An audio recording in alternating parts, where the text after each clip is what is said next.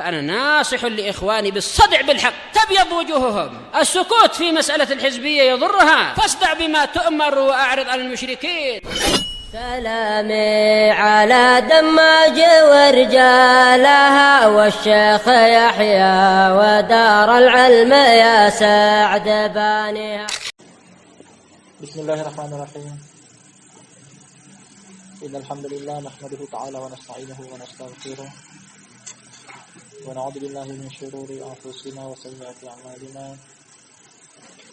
من يهده الله فهو المهتدي ومن يضلل فلن تجد له وليا مرشدا.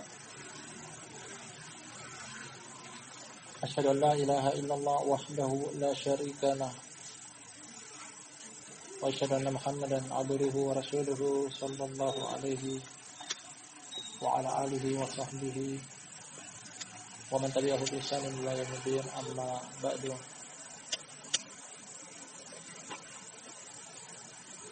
Kita masuk pada judul bab baru dari kajian kita pada kitab Tauhid alladzi huwa haqqullahi 'alal 'abid.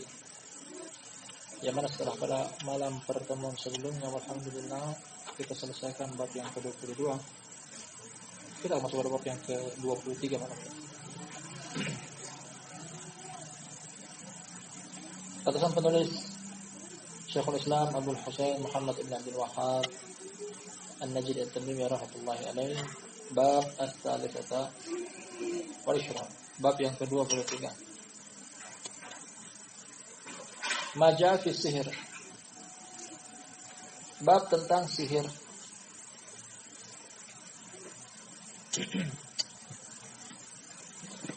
Seperti biasanya kita akan sebutkan dulu tentang keterkaitan antara hadis ini atau judul bab ini dengan judul bab yang sebelumnya, atau berkaitan dengan kitab Tauhid secara garis besar. Karena itu yang kita dapati bahwasanya tidaklah sang penulis Syekh Muhammad bin Abdul Wahhab membawakan satu bab kecuali memiliki keterkaitan yang erat, baik itu dengan bab yang sebelumnya, tertib yang indah, atau dengan kitab Tauhid secara garis besar.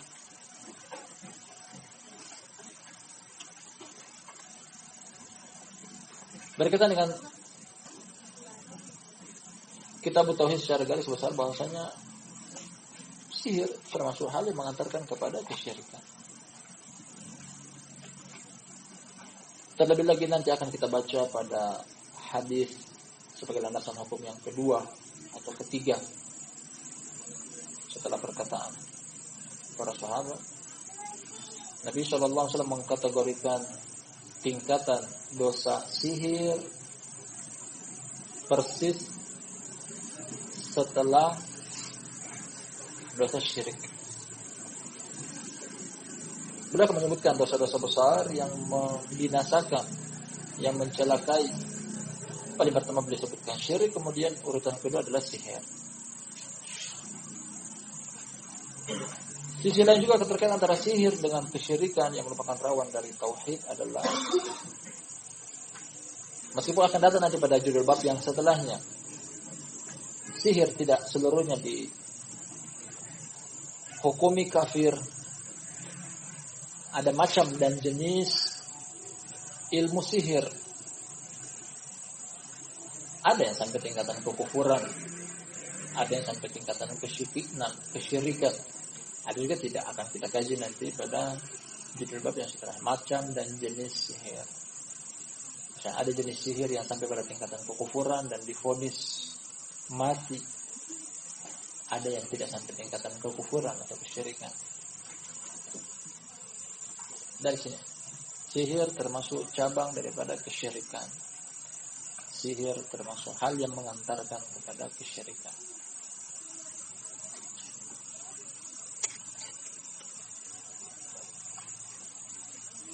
Kemudian berkaitan dengan judul bab yang sebelumnya yang kita kaji, berkaitan dengan kuburan, berkaitan dengan berhala. Di antara perincian yang penulis sebutkan berkaitan dengan macam dan ragam kesyirikan. Dari awal bab juga kita telah dapati dari buku ini, beliau menerangkan tentang termasuk kesyirikan menggunakan ajimat, baik yang digantung, yang dipakai, yang ditempel, yang diletakkan. seperti benang hitam yang diikatkan ke pergelangan tangan.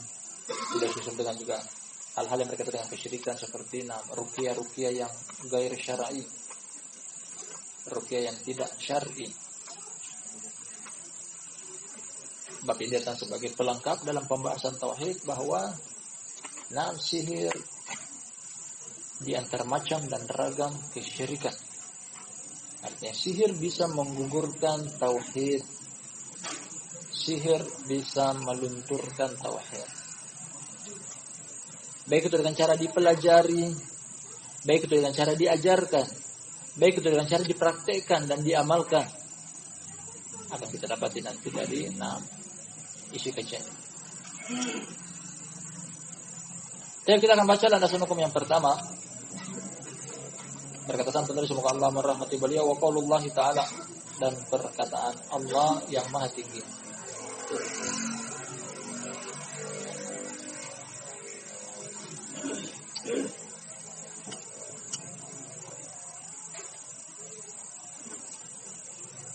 Kata Allah Subhanahu wa ta'ala, wa laqad alimu laman ishtarahu ma lahu fil akhirati min khalaq wa labisa ma syara'u bihi anfusahum law kanu ya'lamun. Dari awal ayat kata Allah Subhanahu wa ta'ala, wattaba'u ma tatlu asyayatin 'ala mulki Sulaiman wa ma kafara Sulaiman walakinna asyayatina kafaru yu'allimuna an-nasa as-sihr wa ma unzila 'alal malakaini bi Babila Harut wa Marut wa ma yu'allimani min ahadin hatta yaqula innama nahnu fitnatun fala takfur. Fa yata'allamuna minhuma ma yufarriquna bihi bainal mar'i wa zawjihi wa ma hum bidarrina bihi min ahadin illa bi idznillah wa yata'allamuna ma yadurruhum wa la yanfa'uhum. Kemudian masuk pada ayat ini. Wa laqad alimu laman ishtarahu ma lahu fil akhirati min khalaq wa labisa ma syarau bihi anfusahum law kanu ya'lamun. Ayat ke-102 dari surat Al-Baqarah kita akan artikan dari awal karena memiliki keterkaitan sekaligus inti dari ayat akan judul bab. Dari awal ayat kata Allah Subhanahu wa taala wattaba'u, mereka mengikuti, mengamalkan. Ini maksud adalah orang-orang Yahudi karena dari awal pembahasan ayat ke-100-an kurang lebih menyinggung tentang orang-orang Yahudi.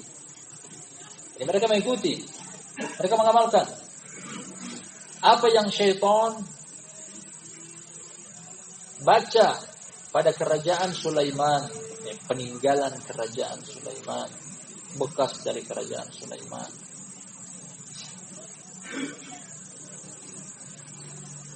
Yang mereka maksud adalah mereka menyangka bahwasanya Nabi Sulaiman dengan kekuatan dia yang luar biasa yang diberikan oleh Allah Subhanahu wa taala bisa menguasai alam jin, alam binatang, bahkan awan, tunduk kepadanya dengan izin dari Allah Subhanahu wa taala. Kesemuanya itu Nabi Sulaiman alaihissalam memiliki ilmu sihir yang terpendam di bawah kursi singgasananya. Para Yahudi menganggap demikian. Bahwasanya Nabi Sulaiman memiliki ilmu sihir. Dengan ilmu sihir tersebut dia bisa menguasai alam jin, binatang dan sebagainya. Maka kata Allah Subhanahu wa taala, "Wa ma kafara Sulaiman." Sulaiman tidak kafir dengan sihir, dengan ilmu sihirnya. Walakinna syayatina kafir, akan tetapi syaitanlah yang kafir. Itu adalah perbuatan syaitan. Yu'allimuna an-nasa sihir, mengajarkan kepada umat manusia tentang ilmu sihir. Satu poin penting kita petik di sini bahwasanya barakallahu fikum, sihir mengantarkan kepada kekufuran. Namun akan datang nanti penjelasan dari judul bab yang setelahnya, bahwasanya kita tengok dari jenis dan macam ragam ilmu sihir tersebut. Karena ada ilmu sihir yang tidak sampai tingkatan kekufuran, ada juga yang sampai tingkatan kekufuran. Kata kuncinya nanti akan kita kaji pada tempatnya. Dari sini juga bahwasanya barakallahu fikum, bahwasanya yang mengajarkan ilmu sihir adalah syaitan. Walakinna syayatina kafir, tapi syaitanlah yang kafir. Kenapa? Yu'allimuna an-nasa sihir. Mereka mengajarkan kepada umat manusia tentang ilmu sihir.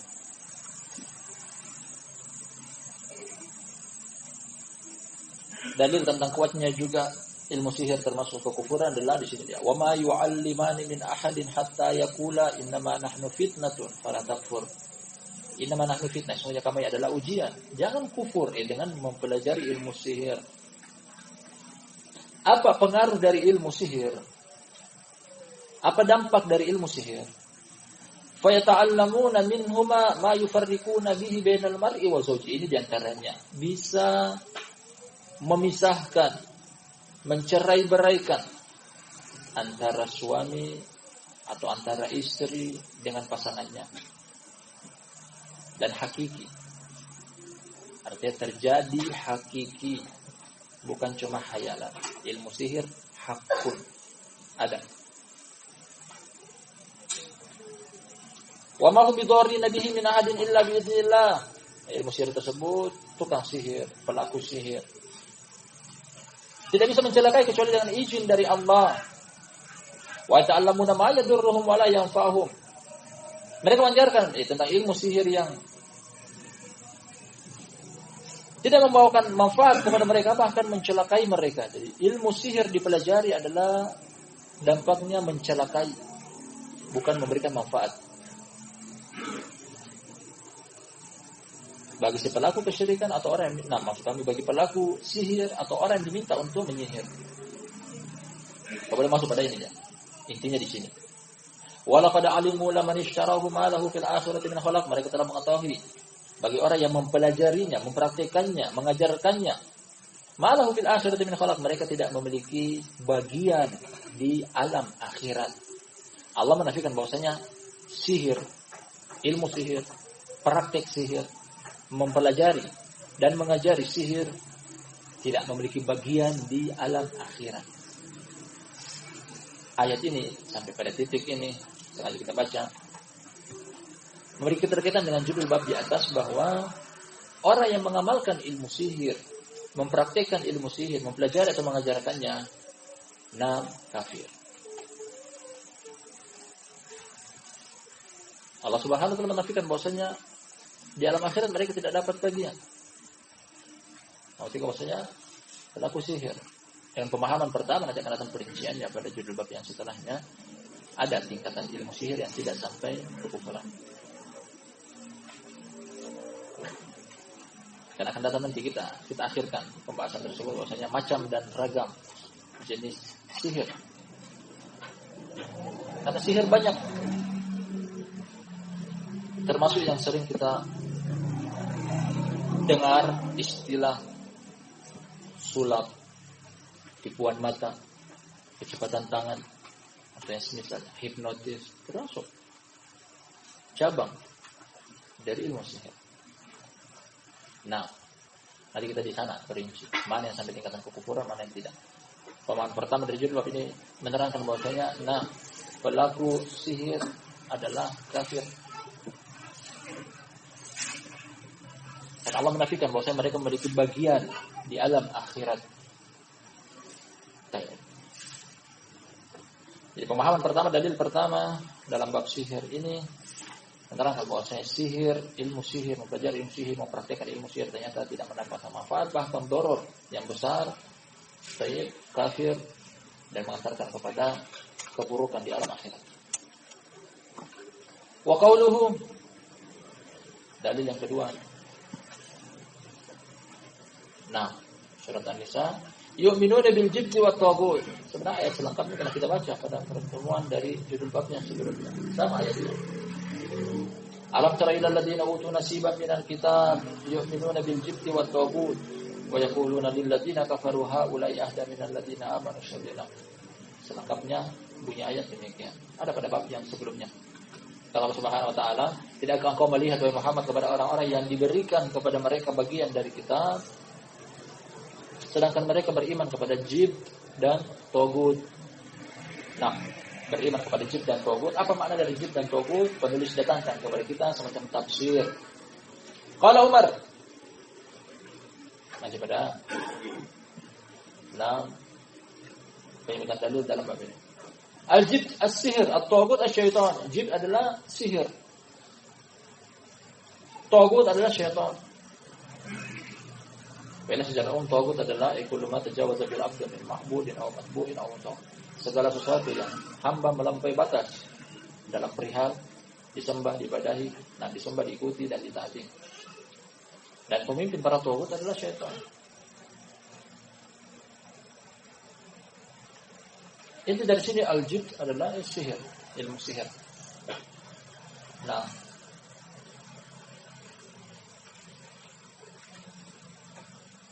penetapan dalam ayat ini bahwa dalil kedua. Penetapan dalam ayat ini bahwa ayat ini menyinggung tentang orang Yahudi. Orang Yahudi. Perhatikan. Nah, celah terhadap orang Yahudi pada pertama dikarenakan mereka mempraktekkan atau mereka beriman kepada sihir.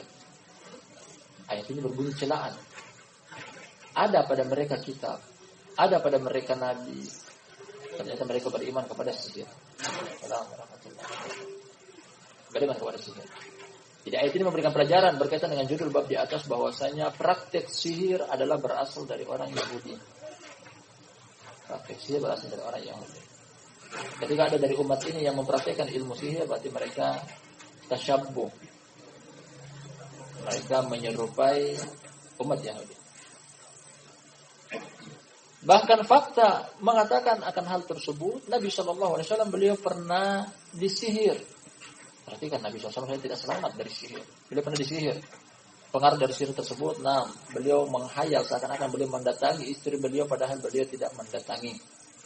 Kalau kita tengok siapa yang mensihir beliau, Labid bin A'sam al-Yahudi, seorang Yahudi. Jadi sihir di kalangan Yahudi merajalela. Namun para ulama menyinggung bahwasanya kapan pertama kali terjadi sihir di permukaan bumi. Nah, bahkan sebelum ada kaum Yahudi, istilah sihir sudah disebut di zamannya Nabi Soleh. Nabi Soleh dengan Nabi Musa jaraknya jauh. Innaka anta minal musahharin. Surat Al-A'raf. Dari Al-Quran menyebutkan bahwasanya istilah sihir telah disinggung oleh kaum Nabi Soleh. Nah, namun keterkaitan antara ayat ini yang barusan kita baca dengan judul bab di atas bahwasanya sihir adalah amalan orang-orang Yahudi. Wa qala Jabir, dan berkata Jabir, masih dalam tafsir di atas, at-tawagid ekuhan kan yanzilu alaihim syaitan fi kulli hayyin wahid. Tawagid, makna dari tawagid, jamak dari tagut, adalah para dukun yang mana syaitan turun kepada mereka, dan masing-masing dari satu kampung terdapat satu dukun. Satu komunitas terdapat satu dukun. Ini bahkan lebih. Menyebutkan tentang adanya praktik perdukunan pada masing-masing daerah. Paling sedikitnya satu, ini bisa dijumpai lebih daripada itu. Dan keterkaitan erat antara dukun dan sihir nanti kita akan dapati. Pun perbedaannya juga, apa perbedaan antara tukang sihir dan tukang dukun? Beda tipis. Akan kita dapati nanti pada bab kedua setelah bab ini. Dari sini penetapan barakallahu fikum dari ayat yang barusan kita baca yang penulis bawakan kepada kita, serta beliau susulkan dengan tafsir akan jibt dan tagut, bahwa sihir adalah amalan orang Yahudi. Mencontoh orang Yahudi atau umat terdahulu dalam hal kejelekan adalah terlarang. Wa man tashabbaha biqaumin fa huwa minhum. Siapa yang menyerupai sekelompok kaum maka dia termasuk dari mereka.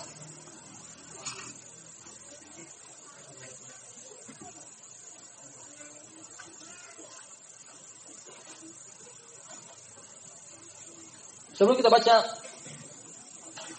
landasan hukum yang berikutnya, di awal kita lupa untuk menerangkan tentang sihir, apa arti sihir, apa makna sihir. Sihir sendiri maknanya secara bahasa artinya adalah yang samar, tidak jelas. Makanya waktu akhir malam menjemput awal siang namanya sahar. Makanya dunia sihir selalu bermain di dunia kegelapan. Baru mau datang ke waktu pagi, mendekat ke waktu yang terang, jelas. Wailah mereka adalah dunia gelap.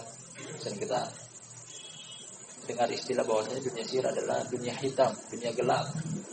Artinya tidak jelas, kabur, samar. Inilah mereka. Sihir. Sesuatu yang samar. Dan mereka lebih dekat kepada kesamaran. Mereka lebih dekat kepada kegelapan daripada terang. Apalagi kalau kita kaji nantinya tentang macam dan jenis atau ragam tentang ilmu sihir, seluruhnya berkaitan dengan hal ini. Menipu mata, kecepatan tangan, tidak hakiki. Nah, sihir siapa saatnya adalah samar, tidak jelas, dan lebih dekat kepada kegelapan, lebih dekat kepada ketidakjelasan. Kalau mara bahaya yang ada di depan mata berupa orang jelas datang dengan membawa senjata ingin membunuh kita, nampak jelas. Tapi sihir tidak, main dari balik layar, jauh, nggak ketahuan. Ini bikin pusing. Nah, ditangkap nggak mengaku, dan seterusnya karena nggak punya bukti. Tidak sama. Namun kalau ketahuan akan kita dapatkan tidak jauh dari. Kalau ketahuan orang tersebut terbukti pelaku, hukumannya adalah hukuman mati. Kita baca landasan hukum yang berikutnya. Landasan penulis semoga Allah merahmati beliau. An Abi Hurairah radhiyallahu anhu anna Rasulullah sallallahu alaihi wasallam qala. Dari Abu Hurairah semoga Allah meridhoinya bahwasanya Rasulullah sallallahu alaihi wasallam beliau berkata, "Ijtanibus sab'al mubiqat." Kata beliau, jauhilah 7 perkara yang membinasakan. Perhatikan, beliau katakan membinasakan. Makanya jangan coba-coba dengan 7 perkara ini. Binasa orang mau coba-coba dengan 7 perkara ini. Dampak buruknya fatal. Qalu ya Rasulullah wa ma hunna? Mereka bertanya, wahai Rasulullah, apa itu? Apa 7 perkara tersebut yang membinasakan? Qala asyirku billah. Yang pertama adalah kesyirikan.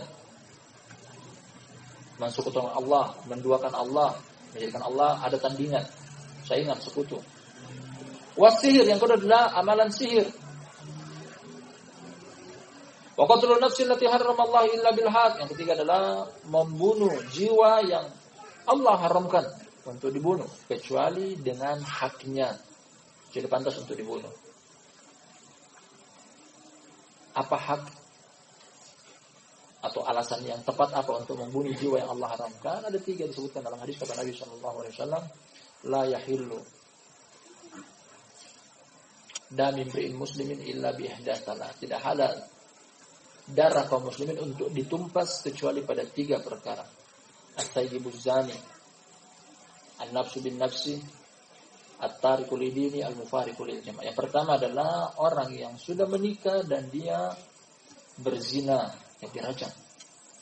Nah, dihilangkan nyawanya. Yang ketiga adalah nyawa dibayar nyawa, kisos. Min ajli dzalika katabna ala bani Israil annahu man qatala nafsan bighairi nafsin aw fasadin fil ardi fa ka'annama qatala an-nasa jami'an. Nah, kisos. Yang ketiga disebutkan juga dalam hadis bahwasanya dia meninggalkan jamaah, keluar dari agamanya, yakni murtad. Murtad juga dibunuh. Ketika tidak ada alasannya tidak boleh untuk dibunuh.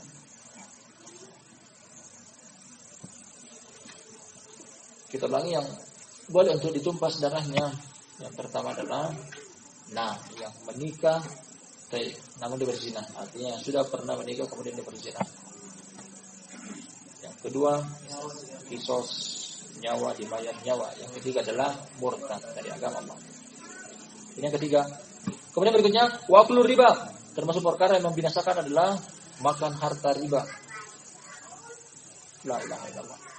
Riba membinasakan.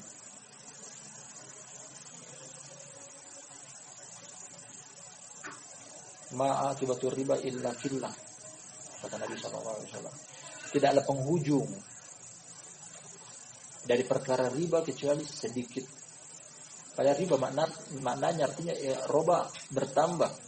Mereka menginginkan bertambah hartanya dari praktek riba. Ternyata Nabi SAW menjanjikan bahwasanya ujung-ujungnya sedikit. Ujung-ujungnya sedikit. Karena pemahaman orang kebanyakan mereka mencari adalah banyak dalam rezeki. Oh, iya, jangan cari banyak, cari berkah. Karena terkadang dari yang sedikit bisa jadi berkah. Dan memungkinkan juga yang banyak ternyata tidak berkah. Jadi jangan pernah mencari banyak dalam rezeki, carilah berkah. Kata Allah Subhanahu wa taala, "Walau anna ahlal qura amanu wattaqau lafatahna 'alaihim barakatin minas sama'i wal ard walakin kadzabu fa akhadnahum bima kanu yaksibun." Seandainya penduduk suatu negeri mereka beriman dan bertakwa kepada Allah, niscaya kami bukakan kepada mereka berkah-berkah dari langit dan bumi. Namun mereka mendustakan Allah. Akhirnya kami timpakan mereka dengan apa yang mereka perbuat. Allah janjikan ketika ada keimanan, Allah janjikan dibarengi dengan ketakwaan, barakatin minas sama'i wal ard. Allah akan limpahkan berkah dari langit dan bumi. Bukan Allah katakan, rizq minas sama'i wal ard. Bukan Allah katakan maksudnya Allah akan berikan rezeki dari langit dan bumi. Karena orang kafir pun dapat rezeki. Dengan kekufuran mereka, dengan kesyirikan mereka. Binatang pun dapat rezeki. Meskipun mungkin kita anggap mereka tidak beribadah kepada Allah. Tidak ada akal. Yang dicari oleh orang beriman dan bertakwa adalah berkah. Tak peduli banyak dan sedikitnya. Nah, aklu riba. Perkara yang membinasakan yang keempat. Wa aklu malil yatim. Memakan harta anak yatim. Anak yatim diambil jatahnya. Nah, watawali yawmaz-zahf, lari dari medan pertempuran, sedang berkecamuk perang, dia lari mundur ke belakang. Tandanya orang ini pengecut, penakut. Lagi bertempur, dia lari ke belakang. Kecuali kata Allah Subhanahu wa taala, illa mutaharrifan liqitalin au mutahayyizan ila fi'atin. Nah, kecuali orang dia mundur ke belakang untuk mengatur strategi. Dia balik lagi ke depan, bukan lari enggak balik-balik. Atau mutahayyizan ila fi'atan, atau mungkin dia terlalu maju, terlalu berani, terkepung akhirnya, enggak tahu mau lari kemana, akhirnya dia mundur bergabung dengan pasukan yang di belakang. Bergabung. Ini boleh. Nah, dan masalah yang membinasakan adalah sedang berperang lari. Waqaful muhsanatil ghafilatil mu'minat. Perkara yang membinasakan ketujuh adalah menuduh wanita mukmin suci berzina. Termasuk perkara yang tidak boleh sembarangan untuk mengatakan. Seorang wanita muslimah menjaga dirinya dan kehormatannya, kemudian kita menuduh bahwasanya dia pelacur, pezina, pelakor. Hati-hati akan hal tersebut, ini termasuk perkara yang membinasakan. Mungkin curiga silahkan, tapi jangan menuduh kecuali punya bukti. Kecuali punya bukti. Ini 7 perkara yang membinasakan setelah kita baca keseluruhannya. Dan keterkaitan antara hadis ini judul bab penyebutan tentang sihir termasuk hal yang membinasakan.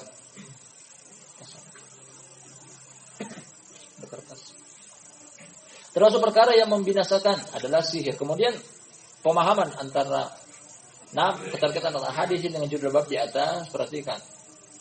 Nabi SAW mengkategorikan ilmu sihir termasuk hal yang membinasakan, bahkan urutan kedua setelah kesyirikan. Urutan kedua. Artinya sihir dibawa syirik persis dalam hal besarnya dosa ini. Yang lainnya membunuh jiwa yang Allah haramkan untuk dibunuh. Dosa besar. Namun ternyata sihir lebih besar. Makan harta riba. Riba juga dosa yang besar. Kata Allah Subhanahu wa taala, "Alladzina yaquluna riba la yaqumuna illa kama yaqumul ladzi yatakhabbathu asyaitanu minal mas." Orang yang memakan harta riba seakan-akan dia berdiri dalam keadaan kerasukan syaitan. Artinya adalah celaan bagi pemakan riba. Dan seterusnya sampai pada akhir penyebutan 7 dosa yang membinasakan, sihir berada tepat di bawah 6 syirik pada urutan kedua. Beliau ingin tanggaskan kepada kita bahwasanya dosa sihir bukan main-main.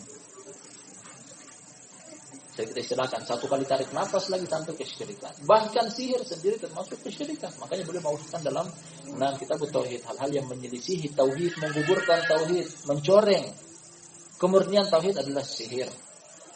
Nah, step dalil berikutnya kita akan baca.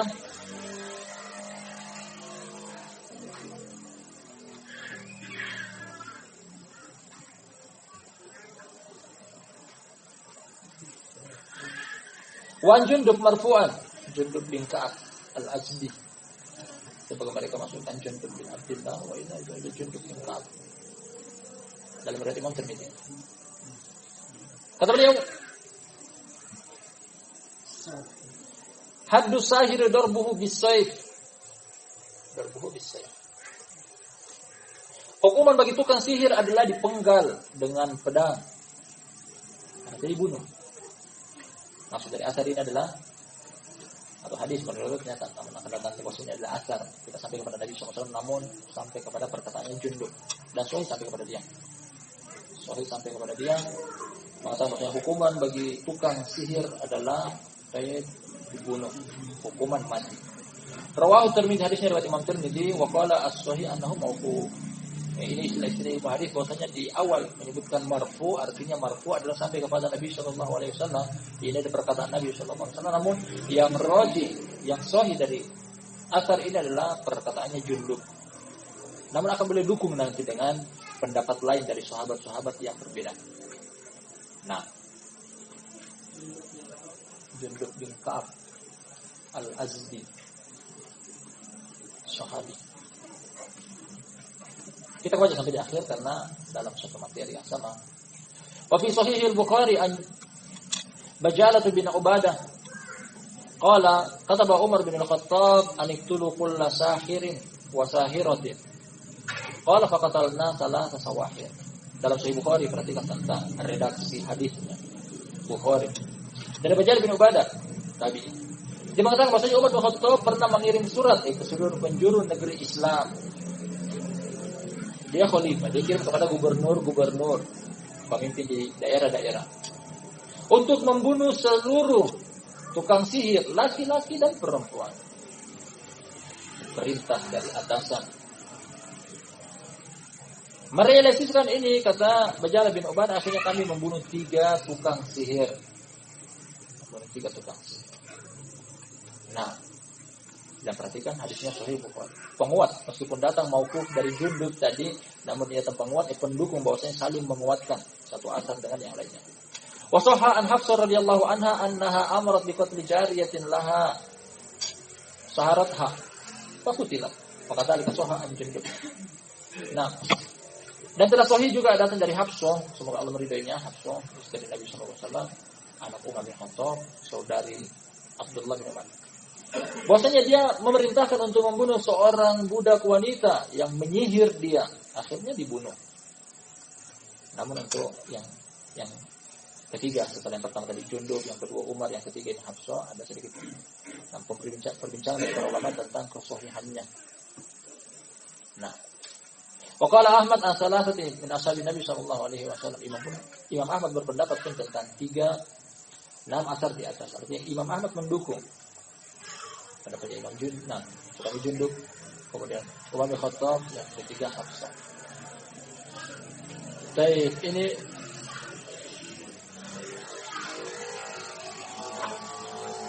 hukuman bagi 6 tukang sihir, berlaku untuk laki-laki dan juga perempuan, bahwasanya mereka dibunuh haddan. Nah, dibunuh sebagai bentuk penegakan hukum dalam syariat Islam.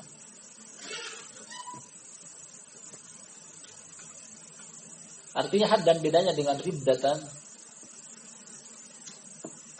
karena beberapa jenis seseorang itu dibunuh, haddan dan riddatan. Nah, sama dengan had, dan kalau kita katakan had artinya adalah penegakan hukum dengan 3 jenis orang yang tadi mereka boleh untuk dibunuh. Nah, yang berzina setelah menikah, kemudian kisos dan juga murtad. Kalau yang terakhir murtad, riddatan. Artinya kalau dengan alasan riddah kemudian dia bertobat kembali ke agama Islam, tidak jadi dibunuh. Tidak jadi dibunuh. Karena alasannya riddah. Nah, karena setiap orang yang riddah diminta dulu sebelum dibunuh adalah istitab, diminta taubat. Ketika dia taubat kembali ke agama Islam, tidak jadi dibunuh. Namun untuk kasus tukang sihir, haddan. Nah, meskipun dia bertobat, tetap dibunuh. Bisa dibedakan? Nah, para ulama menyebutkan bahwasanya membunuh tukang sihir adalah haddan. Haddan. Sama dengan zina. Meskipun dia bertobat. Namun setelah kasusnya diangkat ke waliul amr, pemangku jabatan, tetap hukumannya haddan, dibunuh. Nah, rajam. Sama dengan tukang sihir. Nah, dia meskipun bertobat tetap dibunuh haddan. Sama dengan tukang sihir. Artinya seandainya pun dia bertobat, namun kasusnya sudah diangkat sampai ke pihak yang berwajib, hukuman tetap ditegakkan. Berbeda dengan tadi yang murtad, dia pun dihukum mati. Namun ketika istitab diminta tobatnya dan dia bertobat, bagus tobatnya dengan syarat-syarat yang terpenuhi, tidak jadi dibunuh. Barakallahu fikum jami'an, ini sempat kita baca dari 6 pertemuan kita di malam hari berbarakah ini tentang bab sihir. Dengan kesimpulan awal sebelum nantinya kita akan baca masail berupa pelajaran yang bisa kita petik dalam bab ini. Pertama bahwasanya hukum awal dalam bab ini akan kita simpulkan nanti juga pada bab yang setelahnya. Praktik sihir adalah praktik kekufuran atau kesyirikan. Ada alasannya yang kita akan sebutkan. Kemudian ilmu sihir adalah ilmu yang berasal dari kaum Yahudi berdasarkan hadis ayat yang kita baca dari surat An-Nisa. Bahasanya apabila ada dari umat ini yang mempraktikkan ilmu sihir, berarti mereka mencontoh, menyerupai kaum Yahudi. Baik. Kemudian dosa sihir adalah dosa besar, bahkan urutannya kedua dari 7 perkara yang membinasakan setelah kesyirikan. Setelah kesyirikan. Wailah sihir juga adalah termasuk praktik kesyirikan. Namun kesyirikan yang dalam hal ini diinginkan adalah yang sore, yang jelas, yang nampak. Karena sihir sendiri telah kita sebutkan di depan tentang para ulama memberikan makna tentang sihir secara bahasa adalah samar. Sesuai dengan namanya, sahar, waktu sahur. Waktu sahur adalah penghujung malam sebelum datang waktu siang. Inilah dunia. Dunia sihir adalah dunia hitam. Dunia samar, dunia kabur. Tidak jelas. Kemudian terakhir dari asar-asar yang pernah kita baca bahwa hukuman bagi tukang sihir laki-laki dan juga perempuan adalah hukuman mati. Barakallahu fikum. Dan mungkin cukup sampai di sini. Insyaallah pada kesempatan lainnya kita akan ambil masail dalam bab ini. Allah taala alam bisawab. Kita tutup subhanakallahumma wa bihamdika asyhadu an la ilaha illa anta astaghfiruka wa atubu ilaik.